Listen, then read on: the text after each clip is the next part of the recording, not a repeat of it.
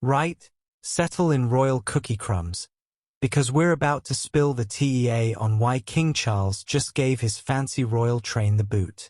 And no, it's not because he's gone environmentally mad. Though that would be peak Charles, wouldn't it? We're talking about a train that costs more per mile than most people's annual salary, getting the royal chop in 2025. But here's the kicker. This isn't just about one posh train. This is about the monarchy's biggest financial shakeup since they stopped beheading people for looking at them funny. So buckle up, because today we're diving deep into the royal money machine. And trust me, the numbers will make your eyes water more than watching Charles try to use an iPhone. Welcome back to Royal Cookies, where we serve up the royal drama piping hot and with just the right amount of sass. I'm your host. Now, let's talk about this train situation, shall we?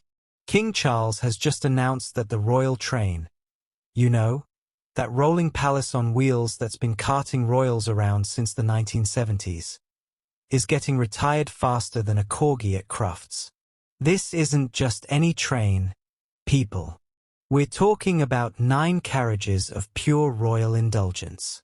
The Queen's carriage alone has a bedroom, a sitting room, and a bathroom with a full-size bath.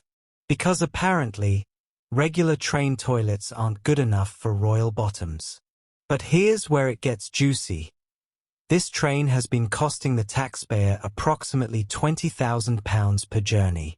That's right, £20,000 every time Charles fancied a scenic route to Scotland instead of, taking a bloody plane like everyone else. 5 journeys. 5. That's like buying a Ferrari and only driving it to Tesco once a month. The maths is absolutely mental. They could have hired a private jet, complete with champagne service and a massage therapist, and still had change left over. But wait, there's more.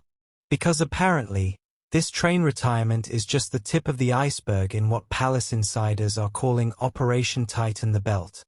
Though let's be honest, when you're worth billions, tightening the belt probably means switching from Dom Perignon to merely expensive champagne. The royal family received £86.3 million in 2024 to 25. That's £86.3 million of taxpayer money. To put that in perspective, that's enough to buy 1,726 average UK homes, or pay the salaries of 2,400 nurses for a year. But here's where it gets interesting. And by interesting, I mean absolutely bonkers. The report reveals that royal family members did 1,900 public engagements. But hold on to your tiaras, because the real drama isn't about the money they're spending. It's about the money they're trying to save, and the absolute chaos it's causing behind palace doors. Now, while Charles is penny-pinching on trains, guess what is not cutting back on? Holyrood Week 2025. That's right. The annual Scottish Royal Extravaganza is going ahead full steam. Just not with the actual steam train. For those who don't know, Holyrood Week is basically the royal family's summer holiday, except instead of going to Benidorm like the rest of us, they go to Scotland and pretend to be interested in Highland games and bagpipe music for a week. This year's event is particularly juicy because it's Charles's first full Holyrood Week as king, and is apparently determined to prove he's more Scottish than a deep-fried Mars bar. The schedule includes everything from Highland games to whiskey tastings. And yes, that's an official royal engagement now. Charles will be sampling single malts while the rest of us are deciding between own-brand baked beans and the fancy ones. But here's the real tea. Palace sources say Charles is using Holyrood Week to show he's connected to all parts of the United Kingdom. Translation: please don't let Scotland leave while I'm king. I literally just got this job. And speaking of connections, let's talk about the elephant in the room, or should I say, the absence of elephants? Because guess who's not on the Holyrood Week guest list this year? While Charles is cutting costs left, right, and center, the Sussex drama is still the gift that keeps on giving, and by giving, I mean costing the palace an absolute fortune in PR management. The latest intel suggests that Harry and Meghan's continued absence from royal events is causing more strategic planning than D-Day. Palace insiders are apparently working overtime to ensure every public appearance doesn't scream, "Look how happy we are without them." And here's the kicker, sources close to the palace, and by sources, I mean someone who once delivered sandwiches to Buckingham Palace, suggest that the royal train retirement might actually be linked to the Sussex situation. Now, while Charles is playing royal accountant, William and Kate are navigating their own cost-cutting adventure. And let me tell you, watching posh people try to budget is more entertaining than reality TV. But here's where it gets interesting. Kate has apparently embraced the challenge.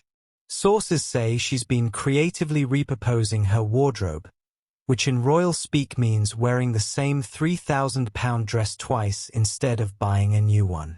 And the public is absolutely loving it.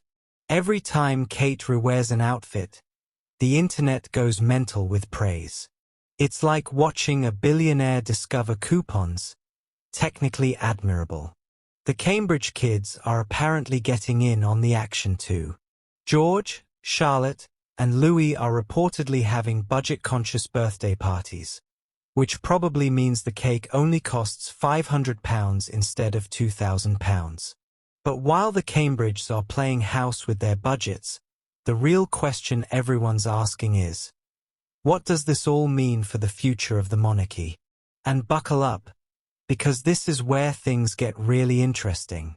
Right, let's zoom out and talk about the elephant in the room, or should I say, the very expensive elephant wearing a crown.